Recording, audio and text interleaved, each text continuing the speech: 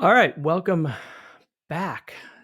Today's talk is going to be about the United States during World War One, and in particular, in this first part of the talk, we're going to be walking along the United States' roads towards war.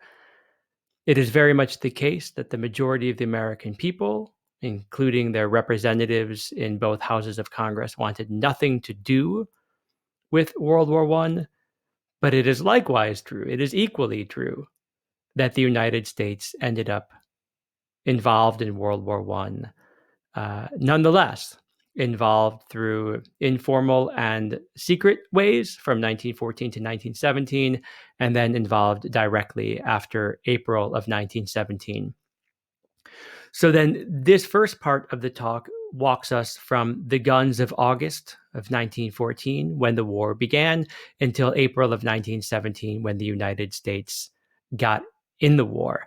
And then the second part of this talk will be about American participation in the war and focusing really on life in America during the war. So the home front, so to speak. Okay. So we begin with this premise that you really can't stay neutral on a moving train. Yeah, the world was changing, and it was changing rapidly. And American people were wrapped up in the drama of the war. How could they not be? It was indeed billed to be the war to end all wars. And while it was tragic in every way, shape, and form, World War I was the greatest man-made tragedy in human history until World War II, of course. So the American people were emotionally invested in the war and in the outcome of that war. And US public opinion was divided. There were people who were supportive of the Allied forces. There were people who were supportive of the Central Forces, and then there were people who were neutral. And part of the argument here is that the proportion of people who were neutral was less and less as the war got grittier and grittier and dirtier and longer and longer. Right, because the war, which began in August of 1914, was supposed to be done by the end of 1914, right? The boys were supposed to be home by Christmas, as they said. And it was to be a glorious, short war, not unlike the three German wars of the 1860s and in France and against France in 1870-71, where these were blitzes and it was over quickly.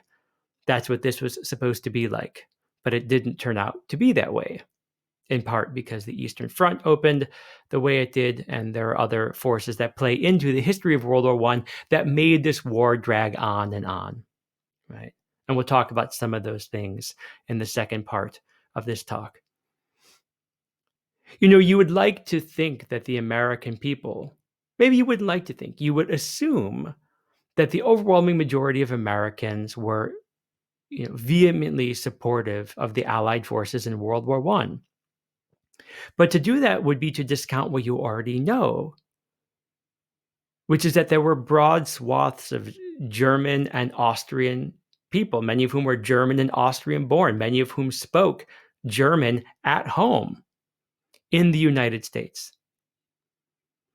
And they had attachments, emotional attachments, familial attachments, legal attachments, property attachments to Germany, and they didn't want to see Germany lose.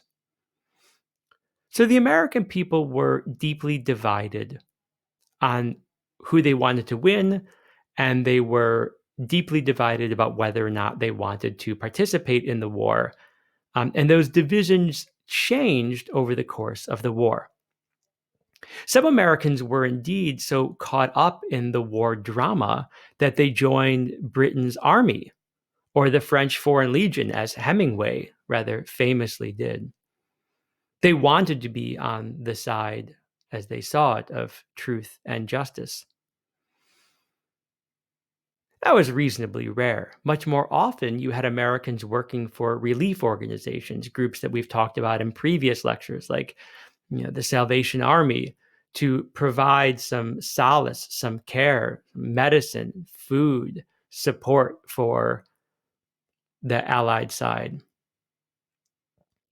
Now, Woodrow Wilson himself, a rather vexed character in American political history, Wilson was an academic, and he was the dean of students at Princeton. His political science work before he became an administrator um, focused on um, British politics, and he had a certain fetish for British parliamentarism and for democracy.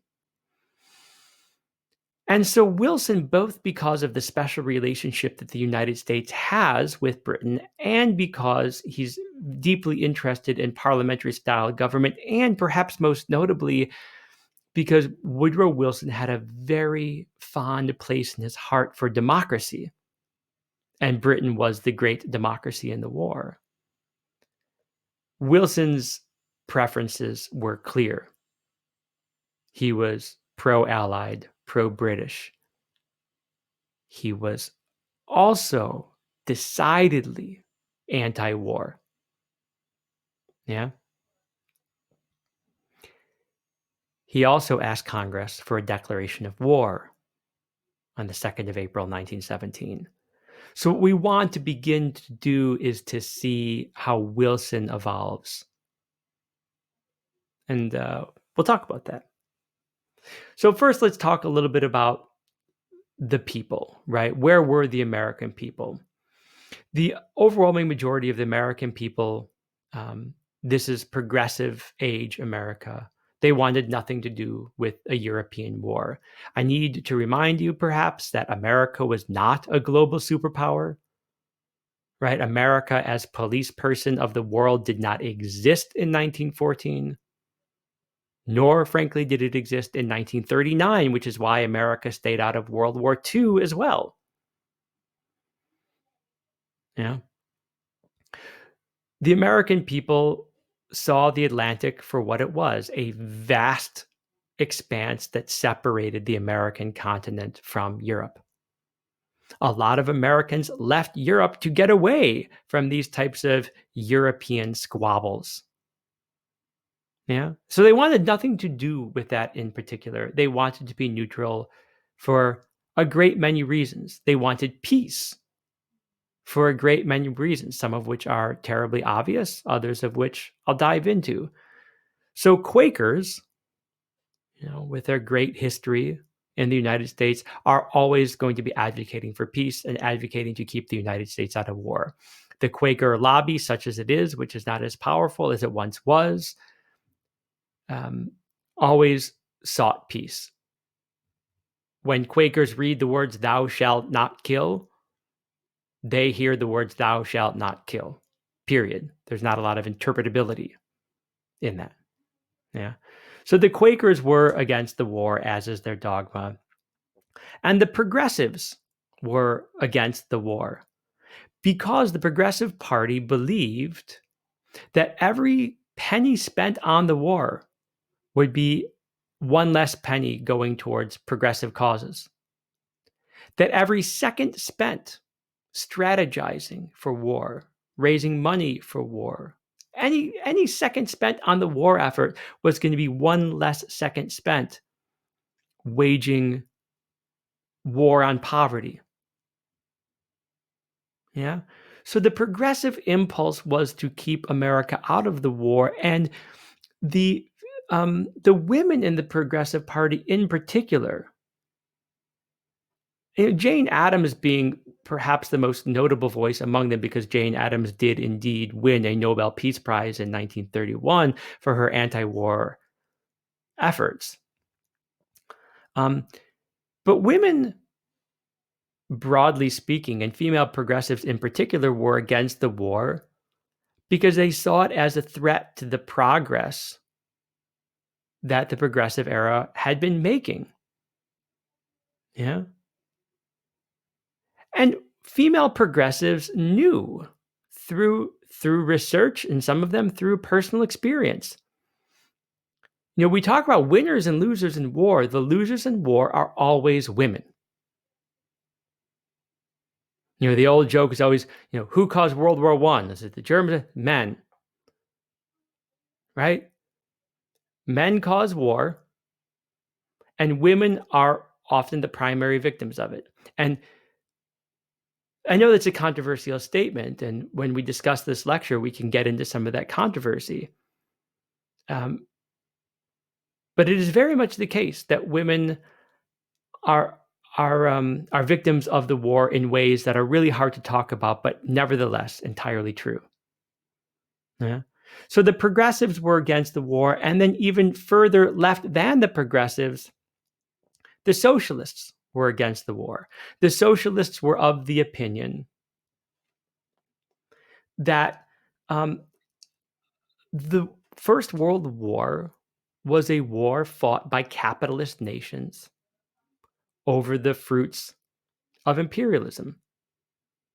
Why did Germany want to invade France through Belgium? Well, because France had an empire, and that if Germany can defeat France, then Germany could, siphon off parts at least of the French Empire. Britain had an empire upon which the sun never set. If Germany defeated Britain, Germany would get part of the British Empire. And the socialist view of World War I was that, yeah, Germany was aggressive. Germany was grotesque in its aggression. But it wasn't as though it was lions fighting lambs. The British were grotesque in creating and maintaining the empire that they did in Africa, in East Asia, in South Asia. And the way the British and the French and the Belgians treated their colonies was heinous.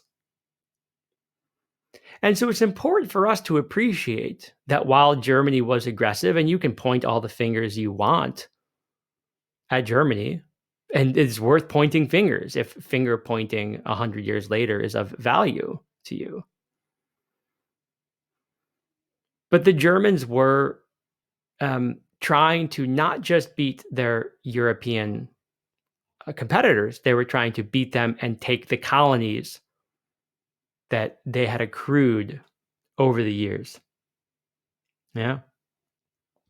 And so the socialists saw this as a war, a colonial war, an imperial war. Like the socialist vision, just to be clear here, and I'll move on, is that capitalism caused imperialism, and that imperialism caused nationalism, and that nationalism and imperialism caused the war, and that America should stay out of that war because it represents the worst instincts of capitalist imperialism. And socialists and progressives like William Jennings Bryan and Fighting Bob La Follette, they believed this. They believed not only that this was a war among capitalist nations over empire, but that every second that America spent thinking about, or heaven forbid, waging that war would be seconds not spent on progressive and social democratic reform. Okay? So again, it's 1914, and the majority, Bob La Follette and William Jennings Bryan, these were the two great statesmen of their age. And William Jennings Bryan, who's on the upper left of this slide, he was the Secretary of State until, as you'll see, he resigned in protest. Fighting Bob La Follette was the great progressive voice from the fine state of Wisconsin. He was a household name. And Jane Addams was by far the most famous female American. She was also a household name. So three of the most substantial, most influential voices in American politics were making their careers, devoting their entire lives to keeping the nation out of war. But nevertheless, the US ended up on the path to war. And I want to walk you along that path. So let's return to Woodrow Wilson again.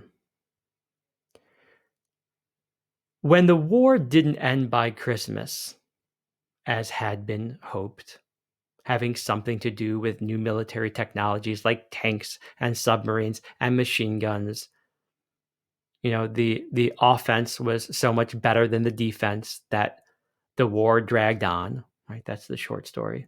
When the war didn't end at the end of 1914, Woodrow Wilson sent his trusted advisor, Colonel House. They called him Colonel House, but he never served in the military. Edward M. House. House, by the way, he had no title, but he had a room in the White House. He had no real official capacity. Woodrow Wilson offered him any position in the cabinet that he wanted, and House said, "I don't really want a position. Just wherever I could be useful, just have me." This story, by the way, is detailed rather splendidly in Arthur Link's 3-volume biography of Woodrow Wilson, which, I feel silly advising you to read it, but it is fantastic. And in the future lecture about Woodrow Wilson and the League of Nations, the third part of that biography really informs that lecture. So in 1915, Woodrow Wilson sends House to London and then to Paris, and then to Berlin, advocating the platform of peace without victory. Basically, like, let's end this thing. Yeah. And part of the peace without victory plan was wrapped up in this idea of what became the League of Nations. And the League of Nations is what became the United Nations. So Wilson sends, a delegation of Americans to try to make some peace. He saw this thing going cattywampus. He saw a war with no end as opposed to a war to end all wars. But the British and the French and the Germans, they didn't listen to House. They didn't listen to the American delegation, both because they had, a lot of skin in the game already. And because, again, the United States didn't have a lot of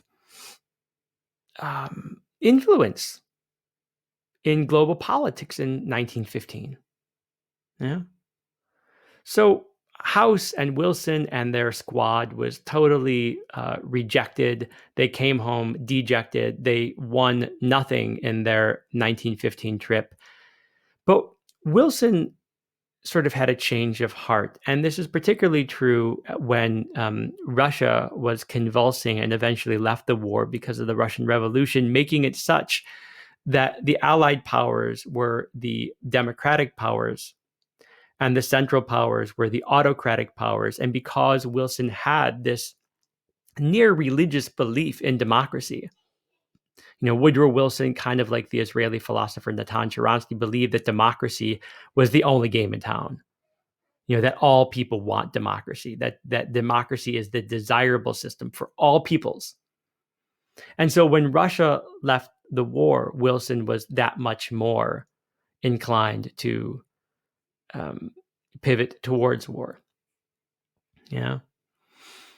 And the American media, and you guys remember the American media from, the USS Maine and the Spanish-American War and all of that yellow journalism. The media wanted to make money off this thing. I mean, World War I was the most dramatic event, perhaps, in human history. Yeah. And so there's newspapers and magazines to be sold. And one of the ways to sell them is like picturing the war as a crusade for democracy against autocracies. Right. And the British were quick to fan the flames of this crusade for democracy mantra, the crusade for democracy meme, if you will, because the British and the French, but the British in particular, had a vested interest in keeping America on the side of the British. So they used these new transatlantic cables to distribute war news in favor of the Allied powers.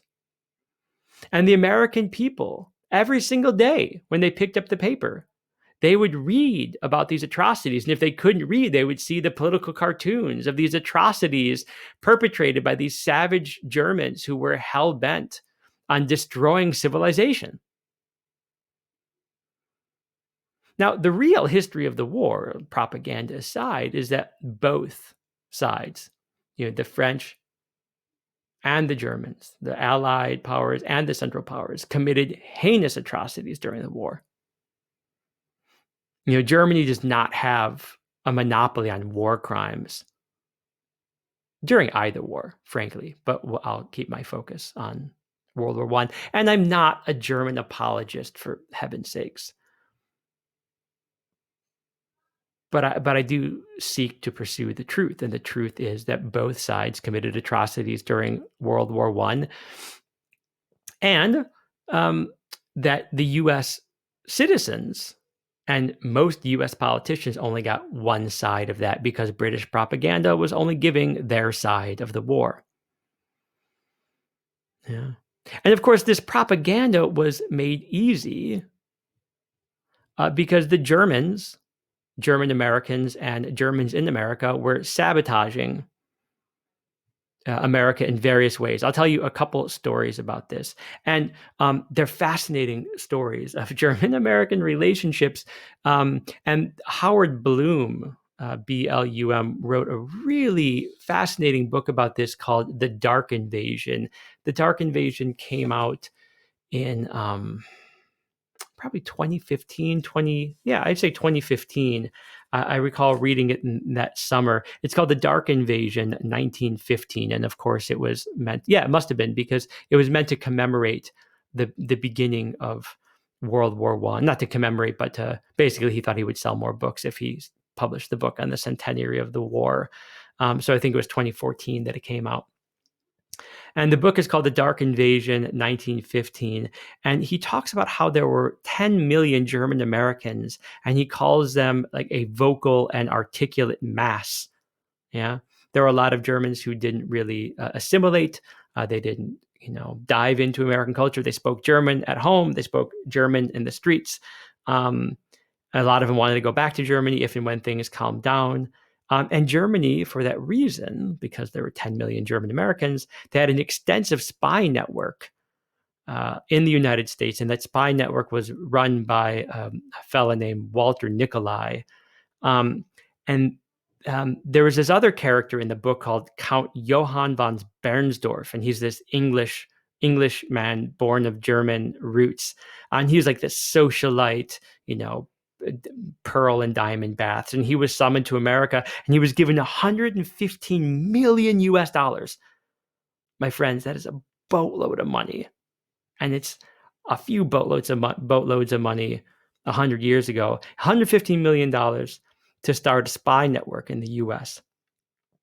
And he ended up commissioning this other strange character called Franz von Rittlen, who took over the spy network. And when von Rittlen took over, the sabotage really took off.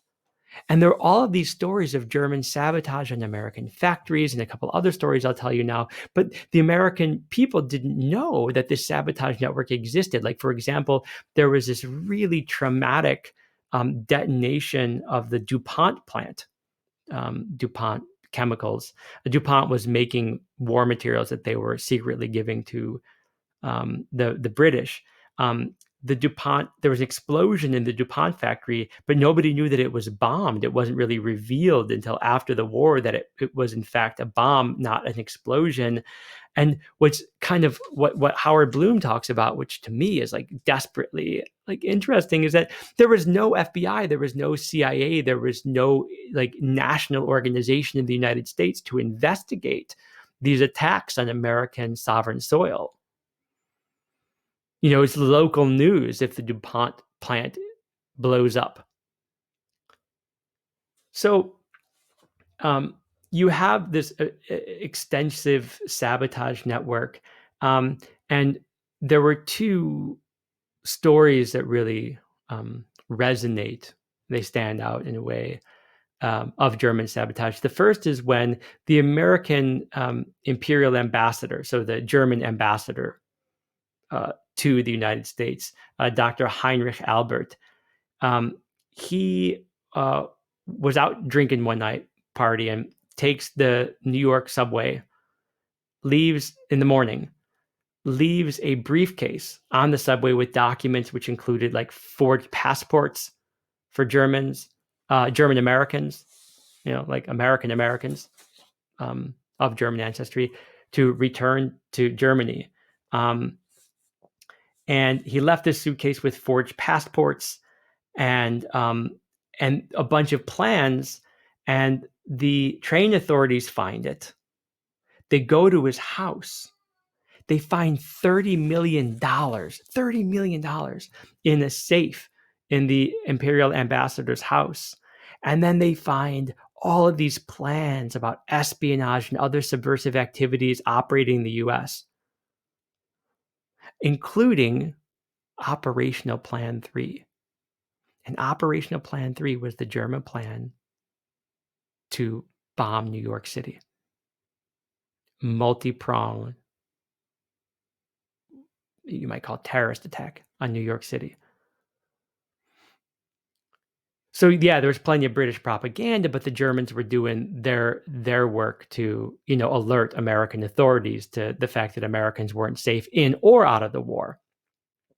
And then there's this twisted tale of this guy, German-born Erich Munter. He was born Erich Holt. He became a Harvard professor. He poisoned his pregnant wife with arsenic.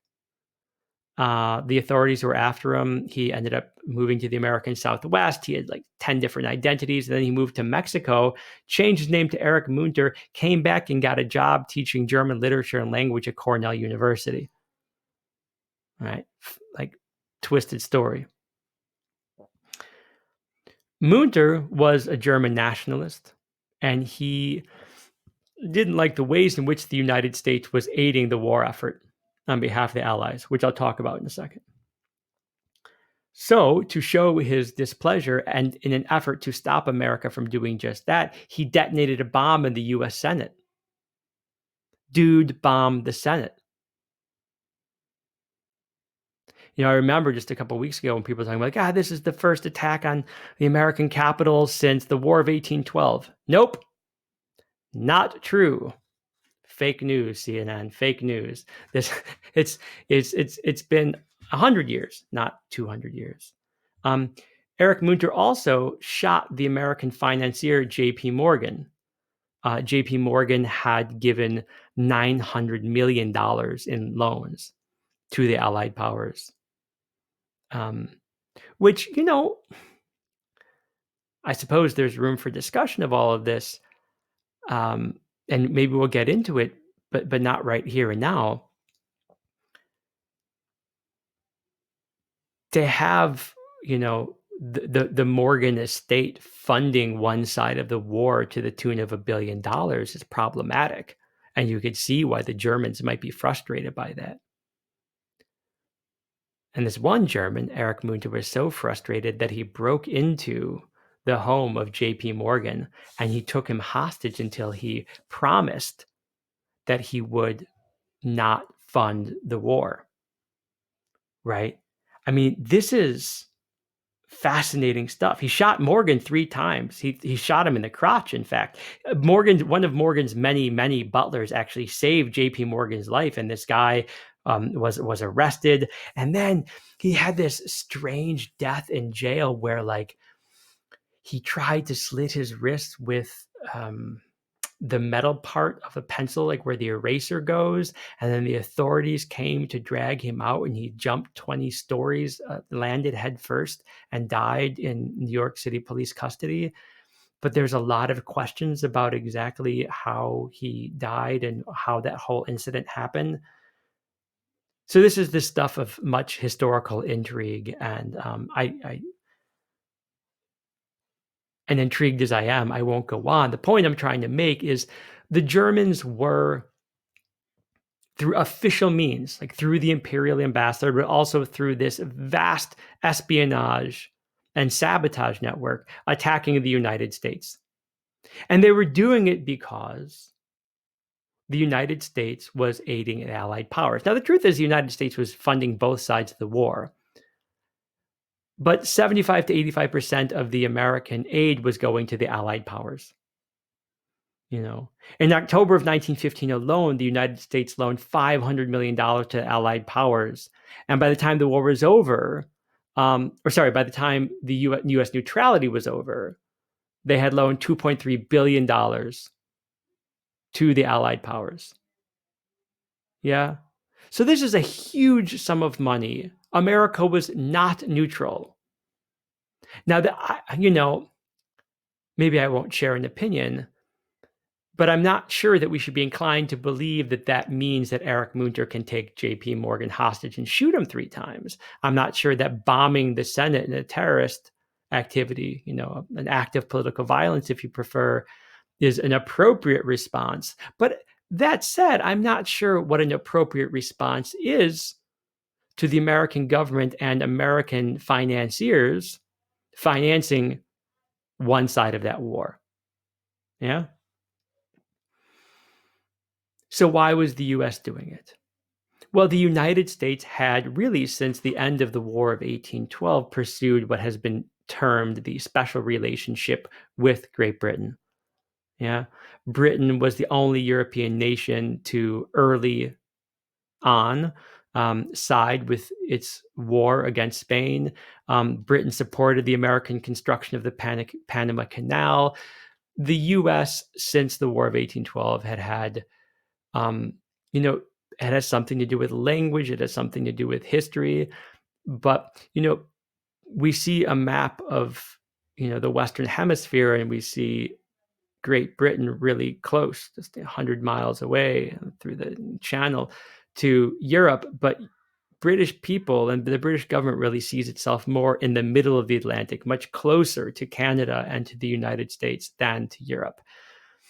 And so there was sort of a moral instinct to want to help our British allies. Yeah. And there were the economic ties. There was the German sabotage, but there was also like the history that we had with the United Kingdom. Yeah. And it didn't help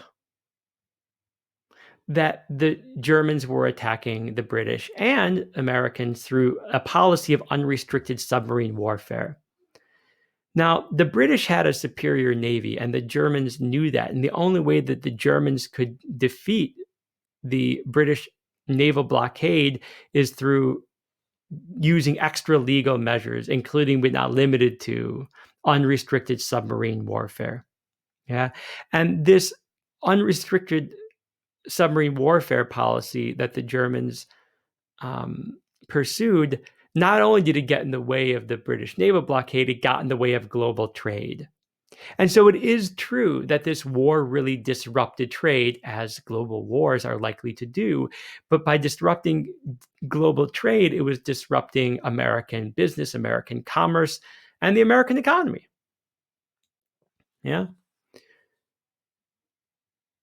So Britain got into the business of seizing neutral ships to search for contraband, and the US didn't really like that. They thought it was violating international law.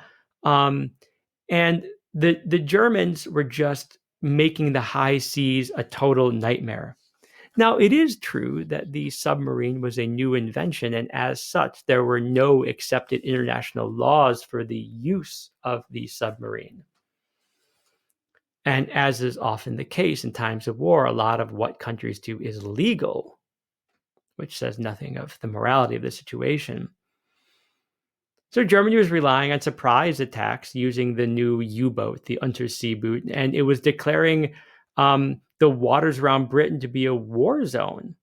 So, like, for a ship to enter British waters was, a perilous endeavor. You had to enter British waters at your own risk, and almost, I wish I knew the number, but it would have to be, more than half of American trade at the time was with Britain. So this was really going to hurt the American economy. Yeah. By May of 1915, nearly 90 ships, most of which were merchant vessels, some of which were carrying arms, were sunk without warning. 90 ships were sunk without warning. This is political violence, terrorism, if you will, on the high seas. And so because the naval vessels, British naval vessels were being sunk without warning. Britain started arming its merchant ships and shipping supplies, ammunition, food, and otherwise on passenger lines operating under the flag of like the Swiss, a neutral nation. Now, this is a violation of international maritime law. You can't false flag. Yeah. And so, although I think that term is actually reserved for something else, but you can't put up the flag of another nation. And so the Germans are, you can't arm passenger ships in this way, right? There's one particular ship, the Lusitania, and this is the picture on the slide that you might be looking at. The British passenger liner, the Lusitania, was sunk near the coast of Ireland. 1,200 of the 1,900 people on board died. And of the 1,200 who died, 128 of them, about 10% of them, were Americans. And also among the 1,200 who died were 63 infants. So what we're talking about here are innocent people. I mean, you think about that image a couple of years ago when there was the boat that capsized. I think it was up the coast of Turkey, and there was a Syrian, toddler who was, washed up on the shore, bloated and dead.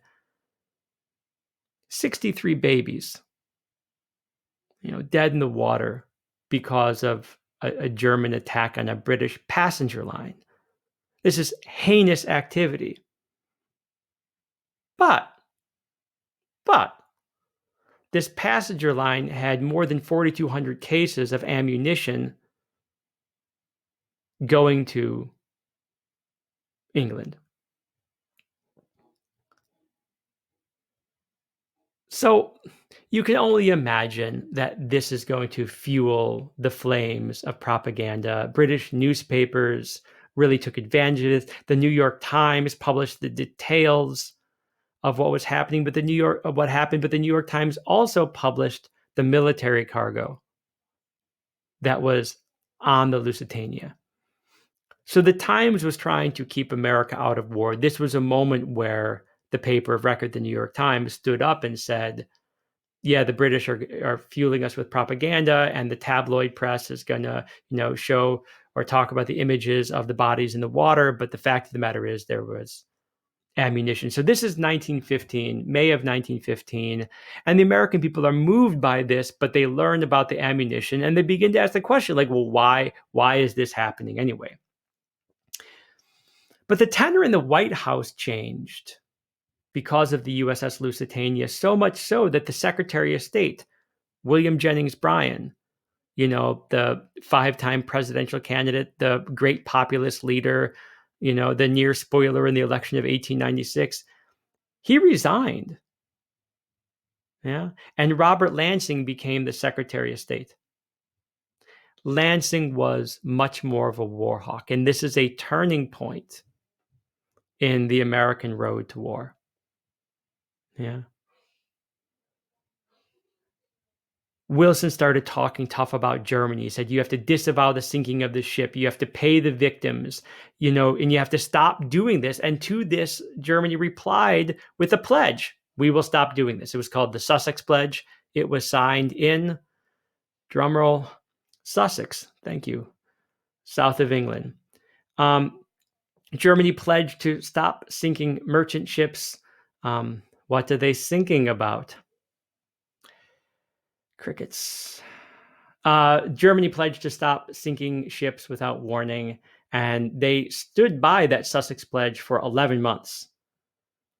But then the Western Front was ossified. The stalemate on land continued, and in January of 1917, fearing that the U.S. was going to get involved in the war, and knowing that if they broke the pledge, the U.S. would get involved in the war. This is the, darned if you do, darned if you don't situation.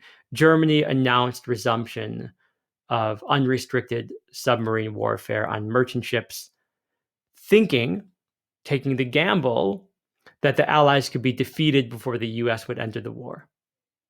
Yeah. Wilson used the breaking of the Sussex Pledge to break up diplomatic relations with Germany.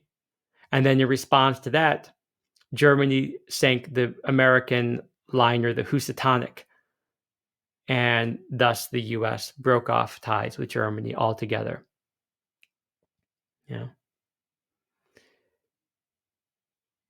So things are changing in 1915, 1916, we have the Sussex Pledge. In 1917, the US breaks off diplomatic relations. And then in February of 1917, a strange little twist in American diplomatic history took place, where the British, in one of their great intelligence successes in World War I, they decoded a German telegram um, from the German Secretary of Foreign Affairs, Alfred Zimmermann.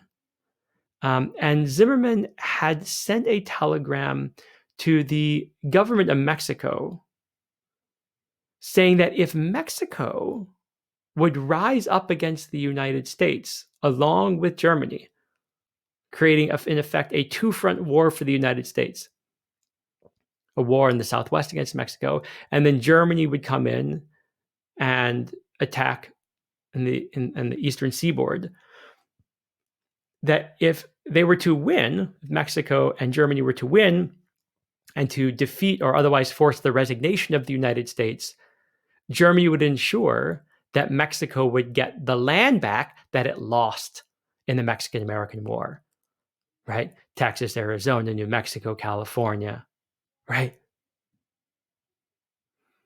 Now, without diving too far into Mexican politics and history, in 1917, Mexico is in the throes of its own civil war. There is no way that Mexico could rise up against the United States. The Mexican government could hardly repel the attacks against its own regime.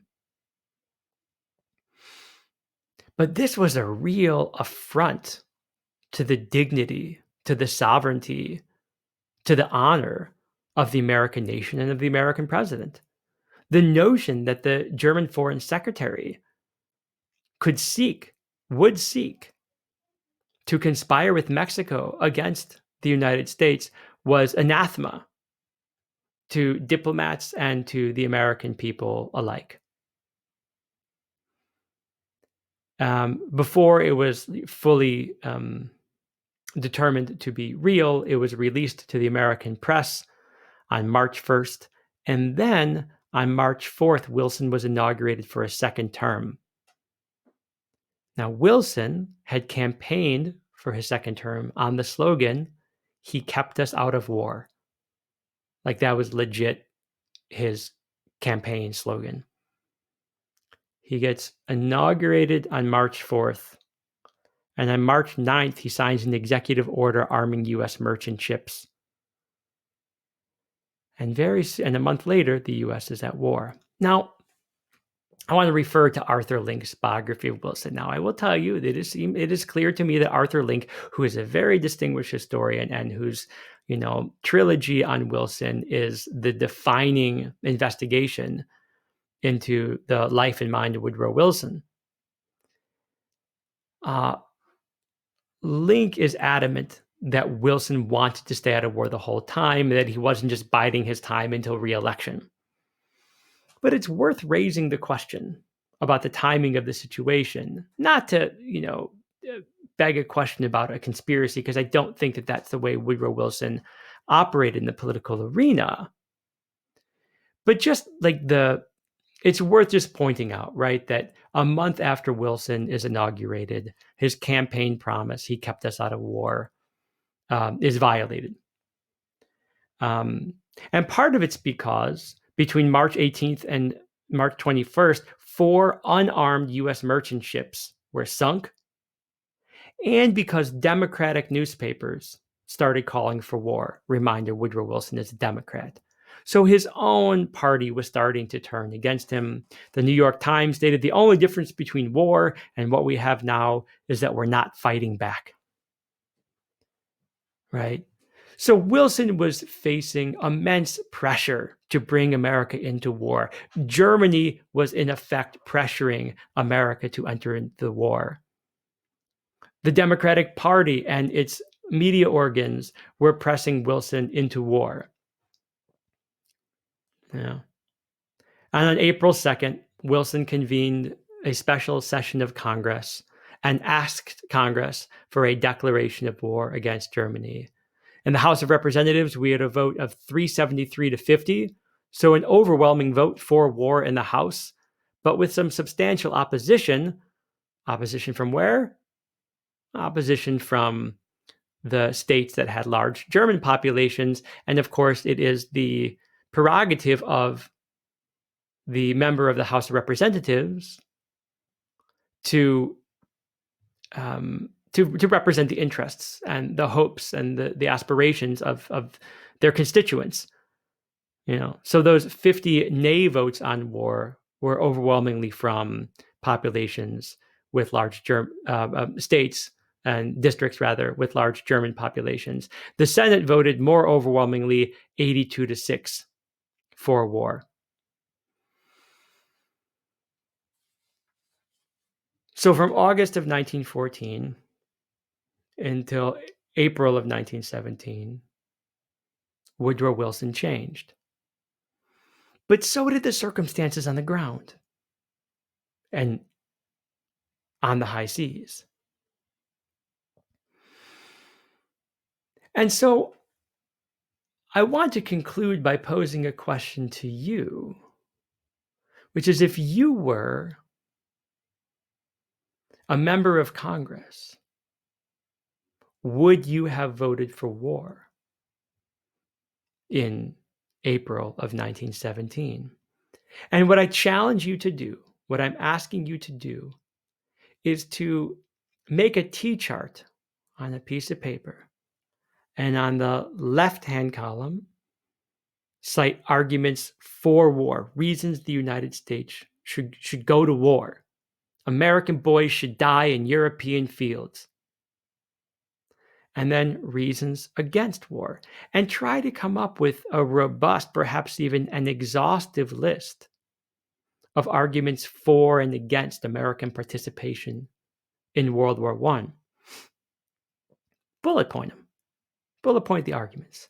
And then at the bottom of the page, ask one or two questions that you think would really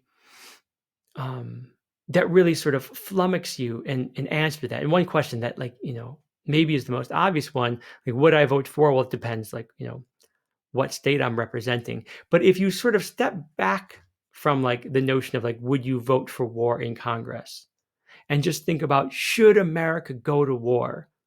Knowing how unpredictable war is, knowing that the war is not between lions and lambs, knowing that the war is wrought with complexity and pain and suffering. Should America go to war? Now, of course, the answer is America did go to war. And then the second part of this talk, we'll talk about America during the war. America was involved in the war from April of 1917, and then in November of 1918, the war is over. So we're talking about a year and a half, and we'll talk about that 18 or so months in the next edition of this. Hope you enjoyed this one, and I hope you look forward to the next one.